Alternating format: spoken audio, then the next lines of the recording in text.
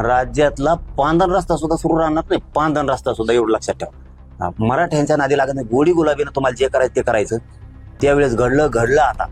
पुन्हा त्या भानगडीत पडायचं नाहीये, हे मात्र तुम्ही लक्षात ठेवा. तुम्ही जर ते भानगड करायला जाता, पोलीस हे नामकं करीन आणि तमकं करीन, त्याची किंमत इतकी भयंकर तुमच्यासह देशातल्या पंतप्रधान मोदी साहेबांना सुद्धा त्याची किंमत मोजावी लागणार. तुम्हाला मी प्रामाणिकपणाने सांगतोय, धमकी नाहीये, हे तुम्हाला मी समजून सांगतोय, कारण तुम्हाला ती खोड आहे लोकांच्या. कारण तुम्हाला जनतेची माया नाही. तुम्हाला आई कळत नाही, बहीण कळत नाही, लेकरू बाळ कळत नाही, काय कळत नाही. कळत असतं तर आमच्या 9 वर्षाच्या पोरीच्या पायात गोळी शिरली नसती. इकडून गोळी शिरली ती इकडच्या बाजूने निघली होती. त्या लेकरांचा काय जीव मानला असत. त्याच्यामुळं तुमचं आम्हाला माहीत झालं, म्हणून तुम्हाला सावध करतोय, पुन्हा त्या भानगडीत पडू नका.